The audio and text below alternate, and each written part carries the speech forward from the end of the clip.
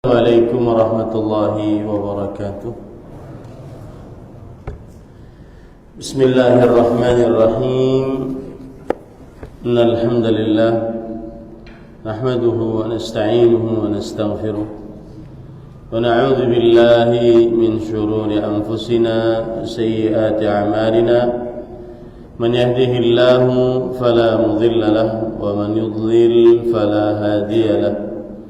فأشهد أن لا إله إلا الله وحده لا شريك له وأشهد أن محمدا عبده ورسوله يا أيها الذين آمنوا اتقوا الله حق تقاته ولا تموتن إلا وأنتم مسلمون يا أيها الناس اتقوا ربكم الذي خلقكم من نفس واحدة وخلق منها زوجها وبث منهما رجالا كثيرا ونساء واتقوا الله الذي تساءلون به والأرحام إن الله كان عليكم رقيبا يا أيها الذين آمنوا اتقوا الله وقولوا قولا سديدا يصلح لكم أعمالكم ويغفر لكم ذنوبكم ومن يطع الله ورسوله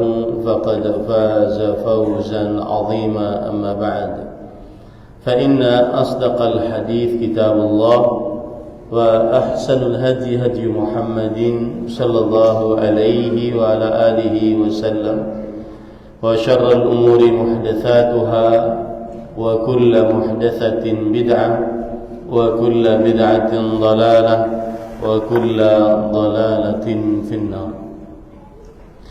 Alhamdulillah, kita bersyukur pada Allah Subhanahu wa taala pada hari ini, hari Kamis malam Jumat 6 Zulhijjah 1445 Hijriah bertepatan dengan 13 Juni 2024. Kita kembali dimudahkan oleh Allah Subhanahu wa taala untuk duduk bersama di Masjid Nurul Iman Serengseng dalam sebuah kajian Islam ilmiah dengan tema seputar hukum berkurban. Salawat dan salam semoga selalu Allah berikan kepada Nabi kita Muhammad sallallahu alaihi wa ala alihi wasallam, pada keluarga beliau, para sahabat, serta orang-orang yang mengikuti beliau sampai hari kiamat kelak. Dengan nama-nama Allah yang husna dan sifat-sifatnya yang mulia, kita berdoa, Allahumma inna nas'aluka ilman nafi'an wa rizqan tayyiban wa amalan mutaqabbala, Allahumma amin. Ahibati fillah, a'afanillah wa iyyakum, para ikhwah sekalian yang saya cintai karena Allah, jamaah Masjid Nurul Iman yang semoga selalu diberikan afiat oleh Allah Subhanahu wa taala di dunia dan di akhirat. Tema seputar hukum berkurban, kita akan membahas beberapa poin.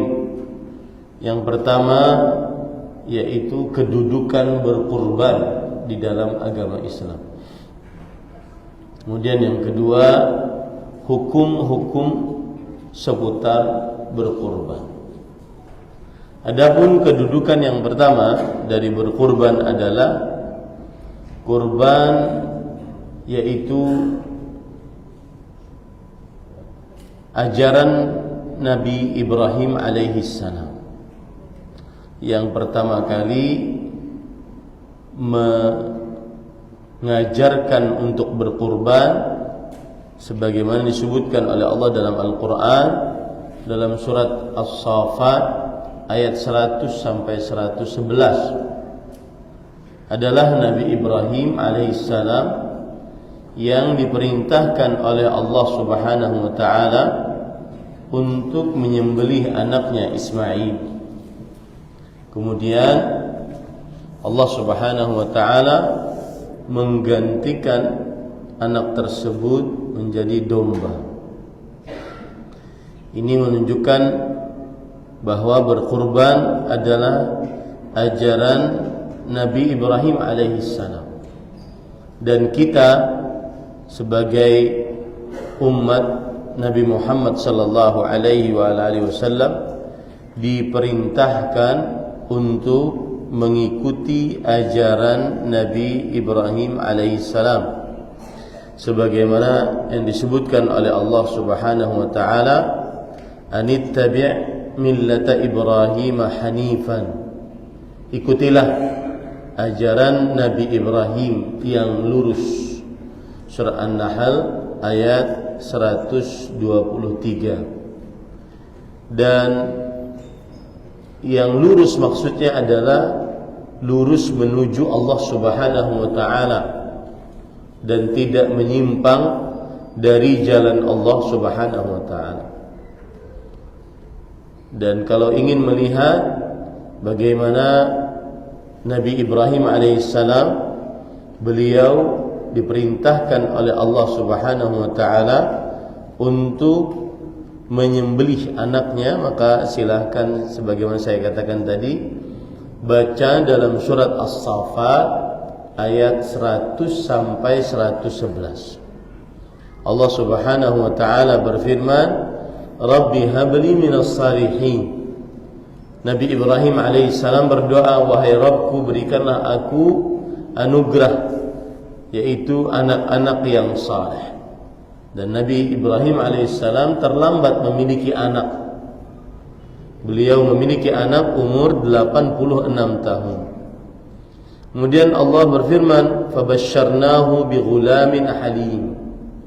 Lalu kami berikan kabar gembira, Nabi Ibrahim alaihissalam memiliki anak laki-laki yang penyabar, yaitu Ismail, yang mana umur Nabi Ibrahim alaihissalam waktu itu berumur 86 tahun.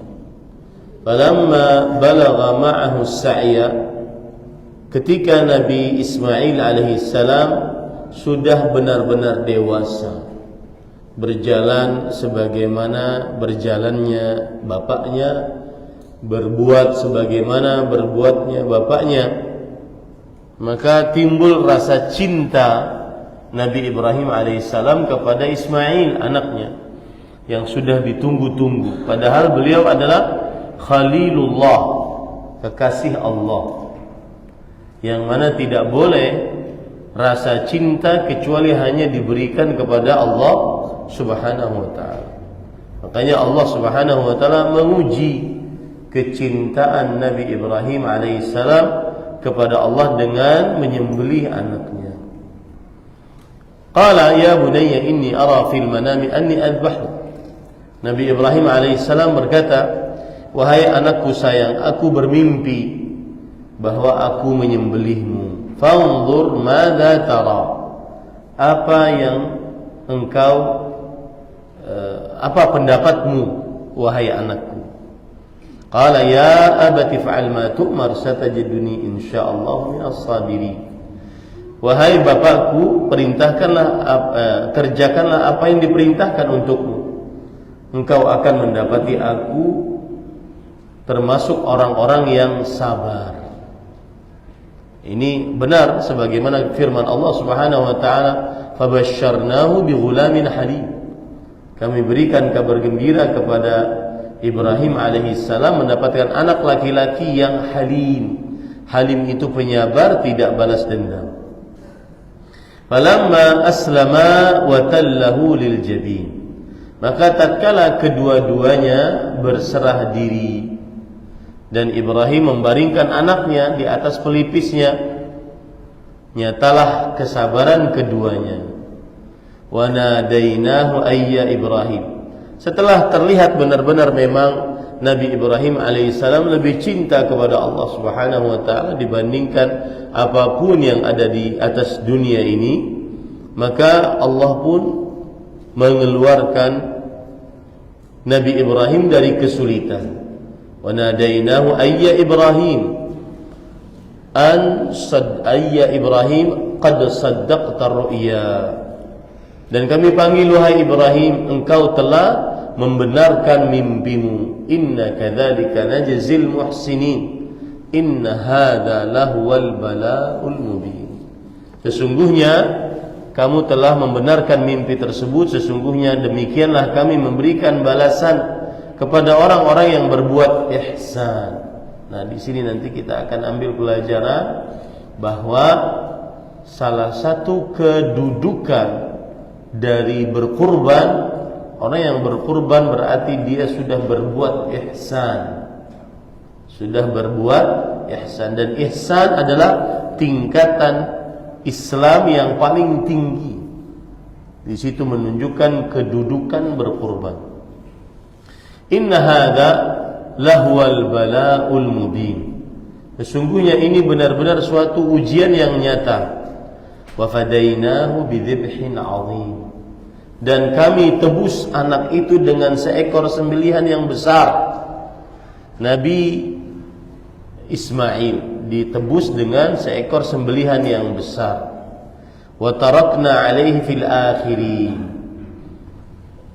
Kami jadikan untuk Ibrahim pujian yang baik di kalangan orang-orang yang datang kemudian. Salamun ala Ibrahim kadzalika najzil muhsinin innahu min ibadina almu'minin.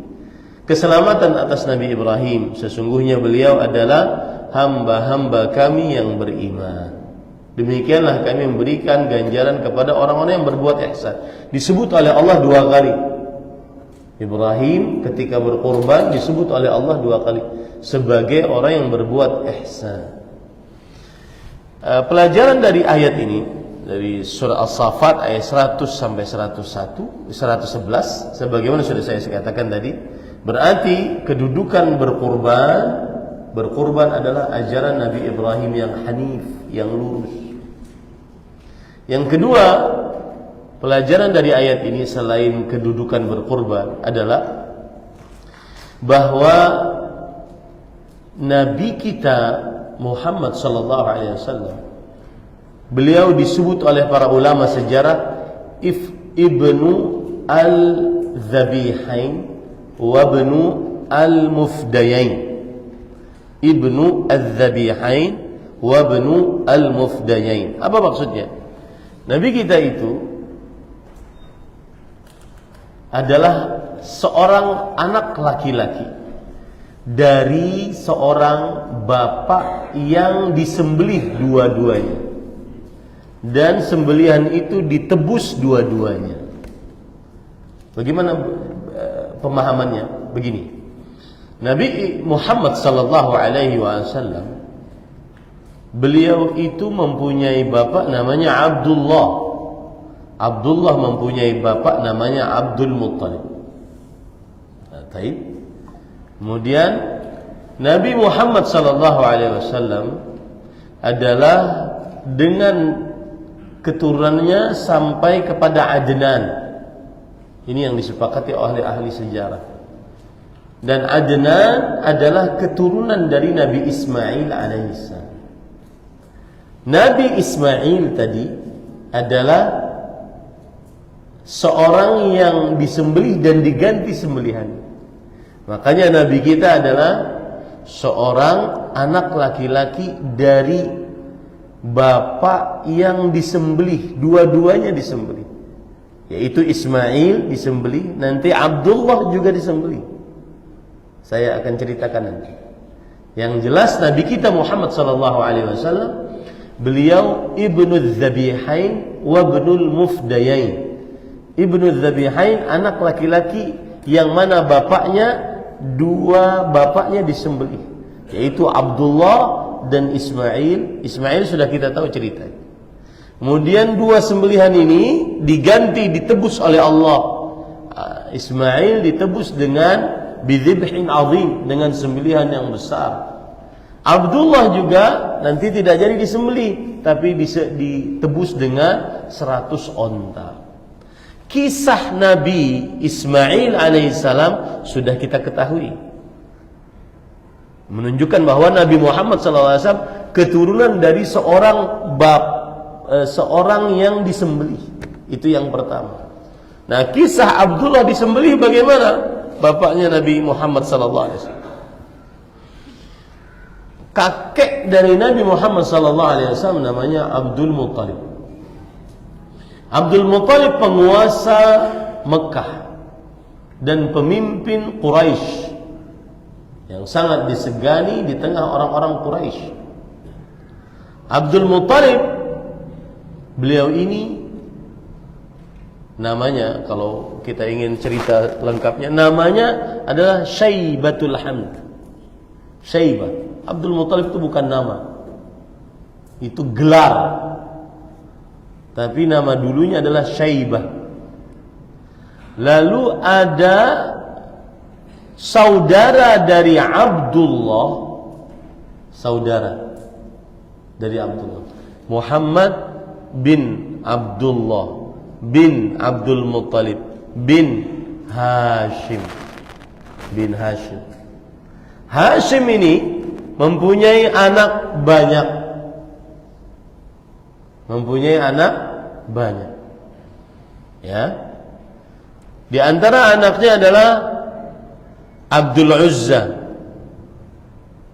Kemudian di antara anaknya adalah Naufal. Kemudian Al-Muttalib. Al-Muttalib. Kemudian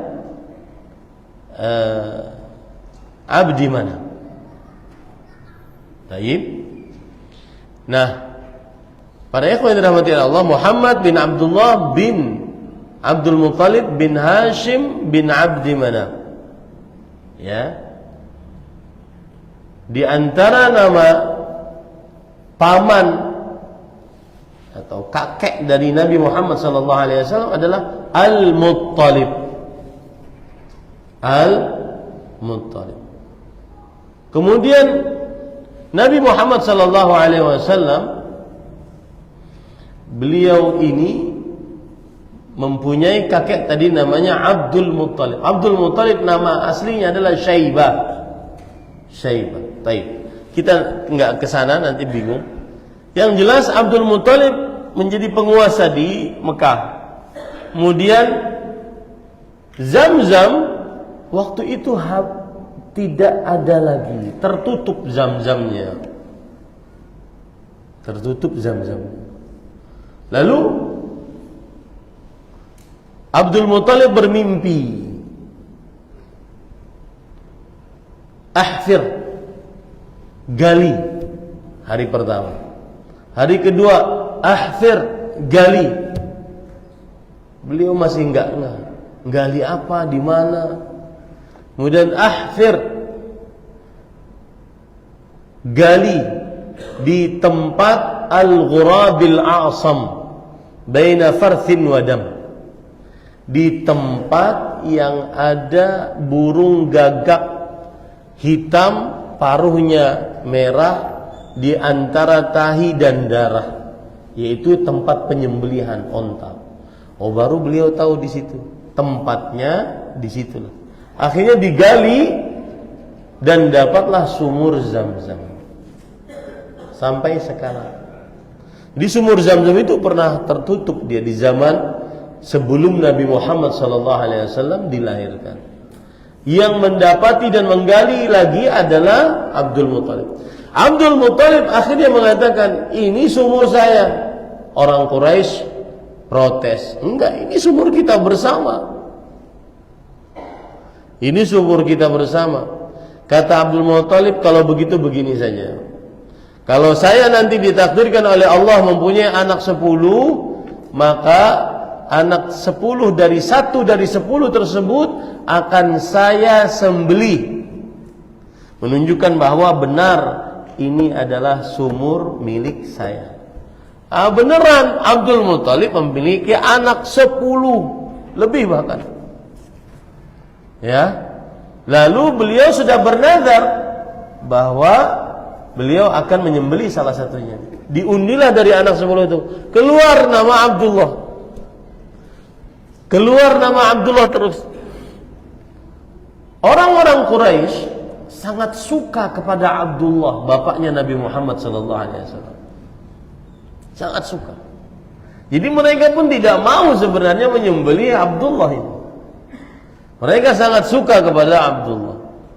Akhirnya begini saja kata Abdul Muthalib. Nama Abdullah ditebus dengan 10 onta. Setiap kali keluar nama Abdullah ditebus dengan nama 10 onta. Keluar 10 onta sampai tidak keluar lagi. Berarti itulah jumlah yang akan kita sembelih. Di undi keluar lagi Abdullah, berarti tebus 10 onta. Undi keluar lagi nama Abdullah, tebus sampai 10 onta. Sampai 10 kali berarti berapa onta? 100 onta. Baru keluar nama onta. Kan yang diundi cuma 2. Abdullah onta, Abdullah. Akhirnya Abdullah ditebus dengan 100 onta. Itulah kisah Nabi Muhammad SAW yang ada kaitannya dengan kurban. Makanya Nabi Muhammad SAW disebut tadi apa istilahnya? Ibnu Dzabihain, Ibnul Mufdayain. Anak laki-laki yang ditebus dengan 2 orang tebusan dan disembelih dengan 2 orang sembelihan. Sembelihan yang pertama siapa? Ismail. Sembelihan yang kedua siapa? Abdullah. Ditebus dengan sembelihan yang besar, Abdullah ditebus dengan 100 onta. Nah, ini menunjukkan bahwa kurban adalah syariat yang agung, syariat Nabi Ibrahim alaihissalam. Kemudian kedudukan kurban yang kedua, kurban adalah syariat Nabi Muhammad SAW, atau disebut juga sunnah Nabi Muhammad SAW. Saya tidak ingin memakai kata sunnah karena nanti ada sebabnya. Syariat adalah kurban adalah syariat Nabi Muhammad SAW. Kenapa?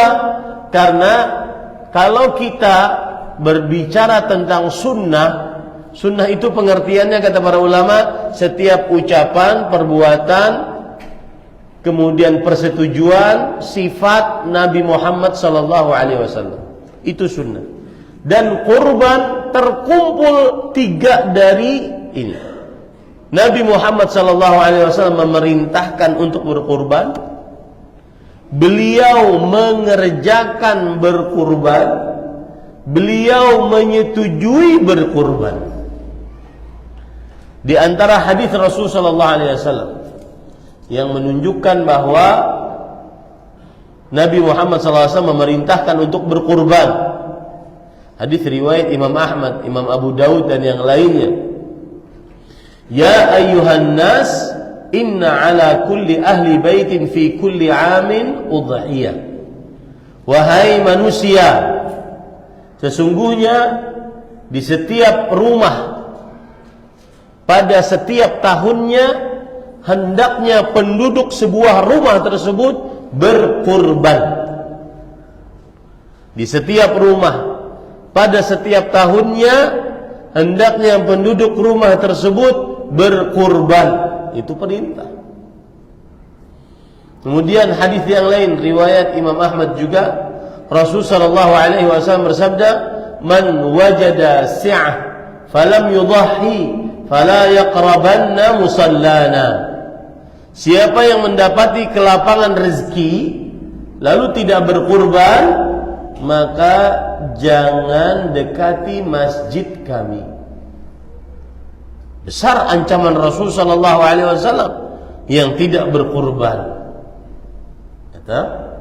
Kemudian itu sabda beliau, ucapan Nabi. Perbuatan beliau. Abdullah bin Umar radhiyallahu anhu, sahabat Nabi, menceritakan, aqama an-nabiy sallallahu alaihi wa alihi wasallam bil Madinati 10 sinin yudhi. Nabi Muhammad sallallahu alaihi wasallam tinggal di kota Madinah selama 10 tahun. Beliau berkurban. Setiap tahunnya beliau berkurban. Anas bin Malik dan Abu Hurairah radhiyallahu anhu bercerita, ضحى النبي صلى الله عليه وسلم بكبشين أملحين عظيمين سمينين أقرنين ذبحهما بيده ووضع سفاحهما على رجلهما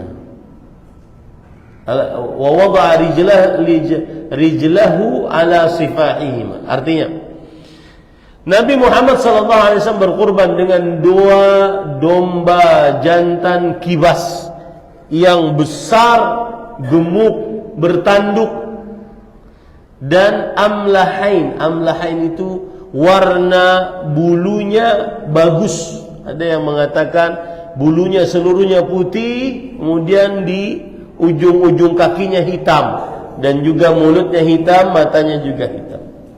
Jadi bagus dilihat. Kemudian ada yang mengatakan sebaliknya, bulunya seluruhnya hitam, kemudian ujung-ujung kakinya putih, dan seterusnya. Yang jelas Rasul sallallahu alaihi wasallam berkurban. Ini keagungan berkurban yang kedua, syariat Nabi Muhammad sallallahu alaihi wasallam. Keagungan berkurban yang ketiga, berkurban adalah syiar Allah. Syiar itu artinya yang merupakan hal yang jelas dimuliakan oleh Allah. Rasulullah Subhanahu wa taala berfirman di dalam Al-Qur'an, "Wal budna ja'alnaha lakum min sya'airillah." Surat Al-Hajj ayat 36. Dan kami telah jadikan onta-onta sebagian dari syiar Allah. Lakum fiha khair. Lihat. Dan berkurban bagi kalian adalah baik. Ini keutamaan yang keempat. Jadi keutamaan yang ketiga, berkurban adalah syiar Allah. Dan siapa yang mengagungkan syiar Allah, maka berarti dia termasuk orang yang bertakwa. Allah berfirman dalam Al-Quran, "Wa man yu'azzim sya'airallah fa innaha min taqwal qulub." Siapa yang mengagungkan syiar-syiar Allah, maka itu adalah termasuk dari ketakwaan hati. Ya, ketakwaan hati. Jadi yang ketiga, kurban adalah syiar Allah yang wajib diagungkan. Yang keempat, berkurban adalah kebaikan sebagaimana disebutkan oleh Allah tadi dalam surah Al-Hajj ayat 36. Lakum fiha khair. Bagi kalian di dalam berkurban ada kebaikan. Salah satu kebaikan berkurban adalah pahala berkurban. Di antaranya hadis riwayat Imam At-Tirmidzi, Imam Ibnu Majah dari Aisyah radhiyallahu anha, Rasul sallallahu alaihi wa alihi wasallam bersabda, "Ma min yaumin ma amila ibnu Adam yauman nahri ahabbu ilallah min ihraqid dam." Tidak ada amalan yang paling dicintai oleh Allah pada hari Idul Adha daripada berkurban. Lakum fiha khair. Ya, kurban mendatangkan kebaikan bagi kalian, yaitu amalan yang paling dicintai oleh Allah. Wa innahu la yu'ta yaumal qiyamah. Nanti pada hari kiamat akan didatangkan kurban tersebut biquruniha, dengan tanduknya, wa asy'ariha, dan bulu-bulunya, wa adlafiha, kuku-kukunya. Untuk apa? Menjadi saksi nanti di hari kiamat, menguatkan pahala di sisi Allah Subhanahu wa ta'ala. Fatibu biha nafsan. Nah, ini fikih berkurban. Maka perbaikilah, lapang dadalah saat berkurban. Fikih berkurban, lapang dadalah saat berkurban. Jangan terpaksa. Beli hewan kurban yang paling terbaik dan jangan terpaksa. Senanglah dengannya, karena Allah berfirman dalam Al-Quran, "Lan tanalul birra hatta tunfiqu mimma tuhibbun." Kalian tidak akan pernah mendapatkan pahala kebajikan yang besar dari Allah sampai kalian bersedekah dengan sesuatu yang kalian sukai. Makanya kalau ingin berkurban, cari yang paling besar sebagaimana hadis Rasul tadi, azimain saminain, yang besar dan gemuk. Meskipun mahal dan berusaha lapang dada, senang, belinya senang. Ya. Jangan sampai nanti datang di hari raya Idul Adha sapi-sapi sejenis kambing. Kenapa? Karena mencari yang paling murah. Padahal itu kurban pahalanya akan bermanfaat di kuburan saat kita telah mati. Dan ingat para ikhwan, saya sering ulang-ulang masalah ini. Kehidupan setelah kematian lebih lama daripada kehidupan di dunia. Kalau di dunia saja kita perlu bekal, padahal sementara tidak kita bawa apa-apa yang kita bekalkan tadi. Dari rumah, mobil, harta, nggak dibawa sama sekali. Kita mau mencari bekalnya. Bagaimana ini dengan kehidupan yang lebih lama daripada kehidupan di dunia. Kehidupan dunia mungkin 60-70 tahun saja sebagaimana hadis Rasul sallallahu alaihi wasallam. Sedangkan kehidupan setelah kematian lebih lama. Contoh nyata Nabi Muhammad sallallahu alaihi wasallam. 1434 tahun yang lalu beliau meninggal. Lalu apa? Bekalnya? Makanya saya berpesan, cari amalan yang pahalanya meskipun ribuan tahun terus mengalir. Kalau para ulama enak dia bisa menulis buku. Makanya ada pepatah Arab mengatakan yamutul alim wa yabqa kitabu. Orang yang alim meninggal dan tertinggallah kitabnya. Tapi kita bisa ikutan dengan para ulama, yaitu mencetakkan bukunya, sehingga bukunya bisa tersebar untuk kaum muslimin dan kita dapat pahala. Begitu juga masjid. Ini masjid yang pertama kali mewakafkan tanah di masjid ini, subhanallah, berapa lama dia meninggal setelah mewakafkan dan berapa banyak pahala yang dia dapatkan. Masjid Nabawi dari Bani Najjar 1445 tahun yang lalu sampai sekarang terus pahalanya mengalir. Rasul sallallahu alaihi wasallam ketika ontanya 2 kali turun menunjukkan bahwa itulah tempat yang akan dibangun masjid, maka kata Rasul sallallahu alaihi wasallam, da'uha fa innaha ma'murah. Biarkan dia, sesungguhnya onta ini diperintah oleh Allah Subhanahu wa taala. Ketika itu tempatnya, maka kata Rasul SAW, di sini kita akan bangun masjid. Tanahnya milik Bani Najjar. Kemudian Nabi Muhammad sallallahu alaihi wasallam bersabda, "Ya Bani Najjar, thaminuni haitakum hadhihi." Wahai Bani Najjar, berapa kalian jual tanah kalian ini? Kata Bani Najjar apa? La natlubu ajran illa min Allah. Kami tidak minta pahalanya kecuali dari Allah Subhanahu wa taala. Kami tidak minta harganya. Bahasanya gitu. Thamanahu illa min Allah azza wa jalla. Nah, itu orang yang cerdas barusan. Bukan orang yang numpuk-numpuk harta kemudian berbangga-bangga. Saya punya rumah mega, mobil mewah, harta bertumpuk ruah, bahagia juga enggak. Ya, tidur enggak enak, banyak urusan sana sini. Sedangkan yang tidak punya rumah semegah Anda bisa tidur dengan tanpa apa-apa, terlelap, nyenyak, bahagia hidupnya. Ini yang kadang-kadang kita kurang memaknai hidup ini.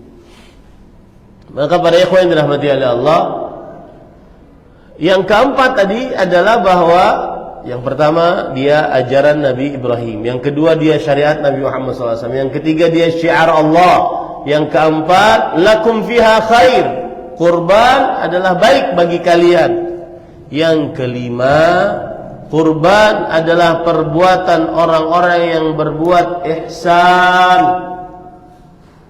Kurban adalah perbuatan orang yang berbuat ihsan, dan ihsan adalah amalan yang tertinggi setelah Islam, setelah iman. Ya, makanya Allah Subhanahu wa taala berfirman, "Kadzalika najzil muhsinin." Demikianlah kami berikan ganjaran kepada Ibrahim, orang-orang yang telah berbuat ihsan karena menyembelih. Kemudian Allah juga berfirman, innahu min ibadinal mu'minin, innahu min ibadinal mukhlasin. Apa tadi ayatnya?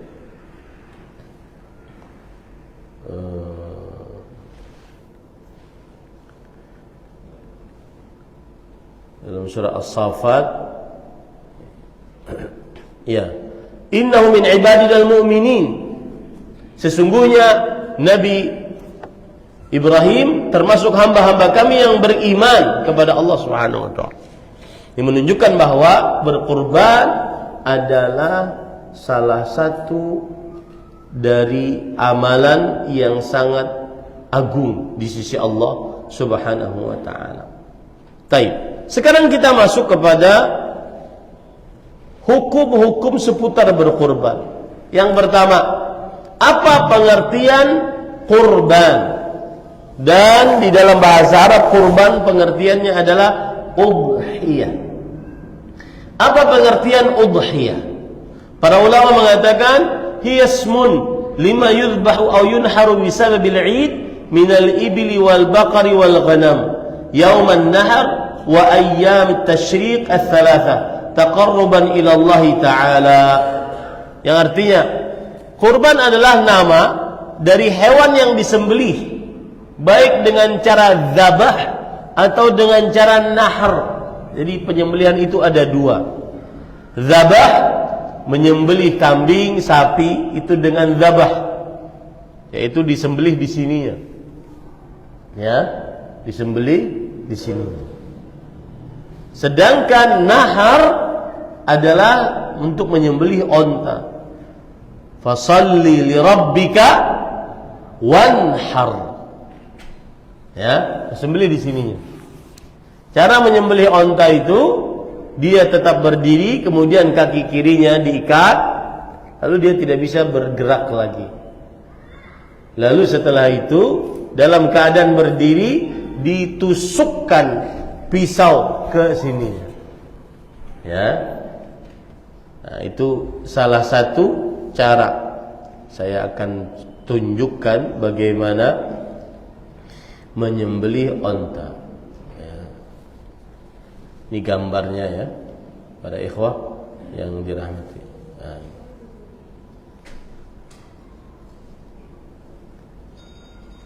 Nah, dia berdiri, ya. Ini berdiri. Ini setelah disembelih. Ada yang berdiri sebentar.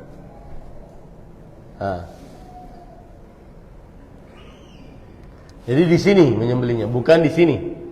Ini namanya nahar. Fasalli li rabbika wanhar. Ya. Ini namanya nahar. Ya. Apa tadi pengertiannya? Pengertiannya adalah hewan yang disembelih, baik dengan cara zabah atau nahar, disebabkan karena hari raya. Karena nanti ada hewan-hewan disembelih disebabkan karena kelahiran, disebut apa? Akikah. Karena haji disebut apa? Hadiyu. Ya, beda. Disebabkan karena hari raya, baik itu berupa onta, sapi, kambing.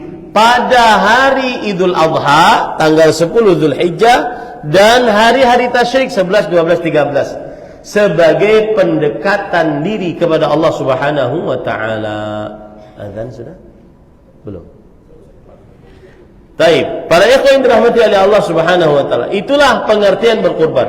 Hukum berkurban. Yang pertama, kita katakan berkurban disyariatkan oleh Allah Subhanahu wa taala di dalam Al-Qur'an. Fasalli li rabbika wanhar. Salatlah dan sembelihlah untuk Rabbmu. Salat yang dimaksud di sini salat Id, dan sembelih Idul Adha. Surat Al-Kautsar ayat 2. Adapun sunnah Rasul sallallahu alaihi wasallam yang sudah saya bacakan tadi hadisnya. Ya. Kemudian ijma', para ulama berijma', bersepakat, ajma'al muslimun ala masyru'iyyatil udhiyah. Kaum muslimin bersepakat disyariatkannya udhiyah. Nah, itu hukum secara pensyariatan. Lalu hukum secara fikih apa? Apakah dia wajib atau sunnah? Nah, kita dengarkan atau kita lanjutkan nanti setelah azan dan setelah salat isya. Wallahu a'lam. Sallallahu nabiyana Muhammad walhamdulillahi rabbil alamin. Wassalamualaikum warahmatullahi wabarakatuh.